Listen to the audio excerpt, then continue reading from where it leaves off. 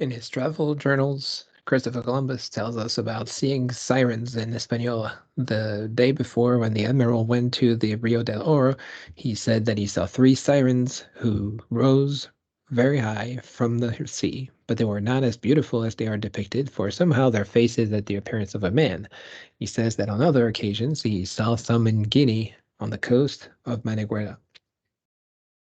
Sirens and mermaids are about the same thing. Siren is part of the Greek etymology of the word. Mermaid is the Germanic etymology of the word.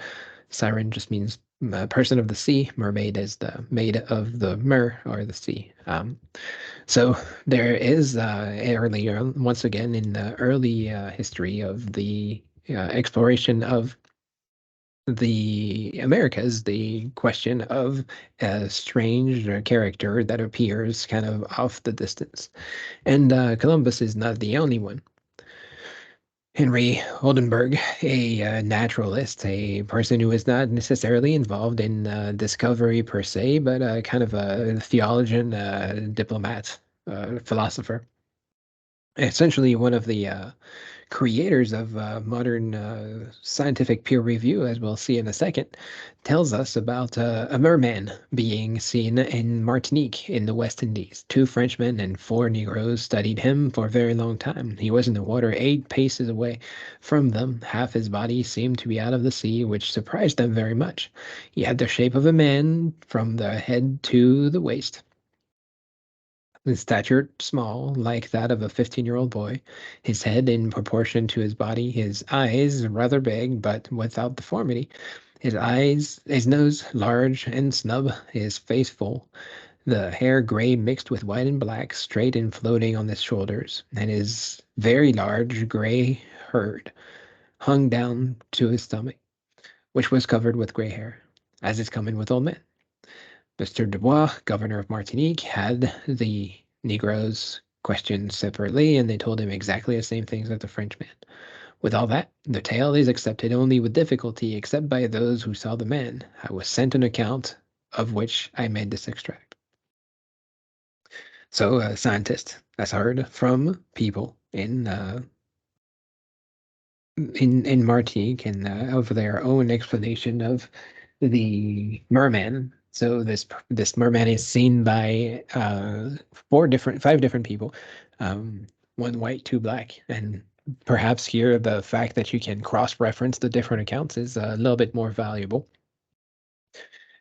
Probably worth noting that in Columbus, Columbus himself did not see him. He was told by the admiral who had seen them before. So there is, again, this friend of a friend situation here that is catching up with us.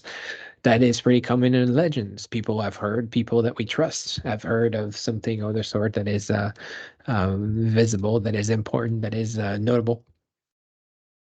Another different story from Henry Hudson, from the Hudson Bay Company, British explorer, who was hired by the Dutch to find a safe passage to the Spice Islands. Hudson tried to work for the British India Company, but failed to find a Northeast Passage and eventually started working for the Dutch. Um, to find a Northwest Passage. So Northwest Passage being in the Arctic Circle. When he was in going to Russia, he was going through the Northeast Passage. So Arctic Circle, just the other way. This morning, one of our company looking overboard saw a mermaid. And calling up some of the company to see her, one more came up, and by that time she was come close to the ship's side, looking earnestly on the men. A little after, a sea came and overturned her. From the navel upward, the back and breasts were like a woman, as they say that saw her. Her body as big as one of us, her skin very white, and long hair hanging down behind, of color black. In her going down, they saw her tail, which was like the tail of a porpoise, and speckled like a mackerel. Their names that saw her were Thomas Hillies and Robert Rayner. So again, we have people hearing the story of mermaid, and here this mermaid is seen by people who are named, very important. But now we are in the St. Lawrence, which is very different from Hispaniola and Martinique, both of them being Caribbean islands. Now we have cold waters, and we are a bit further off the line, and therefore a different sighting of a different place. And if we add Guinea to this conversation, then we have a lot more mermaids appearing everywhere.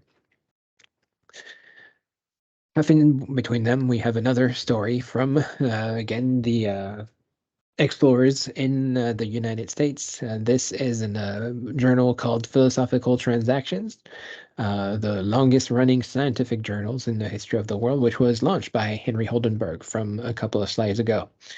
Henry Oldenburg as, again, the quote unquote inventor of peer review in this sense, because he was intent on having the publications in his journal being reviewed by other scientists to make sense of exactly what those things mean. And so this article, this publication here, dated from 1676, likely peer-reviewed, at least to the extent that somebody else checked it before it was published. It's not like a newspaper or journal. Entitled An Account of Virginia, its situation, temperature, productions, inhabitants, and their manner of planting and ordering tobacco, etc., communicated by Mr. Thomas Glover, an ingenious surgeon or surgeon that has lived for some years in that country. So a person who knows the place, a person who is not just a discoverer, not just a visitor, not just maybe taken by the local fever, a person who supposedly knows their way around, sees something. It comes to mind, shall here insert an account of a very strange fish, or rather a monster, which I happened to see in Rappahannock River about a year before I came out of the country. The manner of it was thus. It goes through the explanation, but I cut that out because it's not very important. It goes to a description itself. I had not read long before I heard that a great rushing and a flashing of water, which caused me suddenly to look up, and about half a stone's cast from me appeared a most prodigious creature, much resembling a man, only somewhat larger, standing right up in the water, with his head, neck, shoulders, breadth, waist to the cubits of an arm above water. His skin was tawny, much like that of an Indian. The figure of his head was pyramidal and thick without hair. His eyes large and black, and so were his eyebrows. His mouth very wide, with a broad black streak on the upper lip, which turned upwards at the end of each end like mustachios. His countenance was grim and terrible. His neck, shoulders, arms, breast, and waist were like unto the neck, arms, shoulders, breast, and waist of a man. His hands, if he had any, were in the water. So another mysterious sea creatures being noticed in Virginia now, so a little bit off the different path from before, and yet in a scientific publication. So probably somewhat of an important account of the visions of mermaids. He seemed to stand with his eyes fixed on me for some time, and afterward dived down, and a little after rises at somewhat farther distance, and turned his head toward me again, then immediately falls a little under water and swims away so near the top of the water that I could discern him throughout his arms and gather them in as a man does when he swims.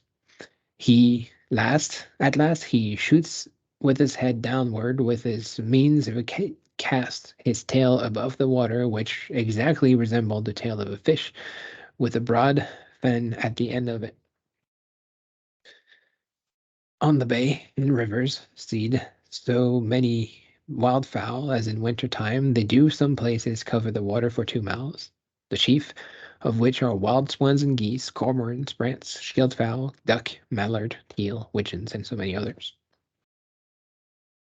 So Thomas Glover, a surgeon apparently, a learned man, not a everyday boatswain or anyone kind of small people. And again, we had an admiral before. It's trustworthy people apparently, and this one just says at first he's a bit worried that he's seen a monster of some sort, but eventually he goes on to say pretty clearly, well, I saw this, and then he goes on to describe that he has seen swan and geese and ducks, and of course the more normal things, as if What he had just seen was normal. I would assume that most of us, if we saw a monster and if we told about this into a scientific journal, we would have a little bit more information about it. But no, what we have here is an account that actually feels a little bit like the Patterson Gimlin movie. If you remember the video of Bigfoot walking around and turning to see the person and then keep on their way.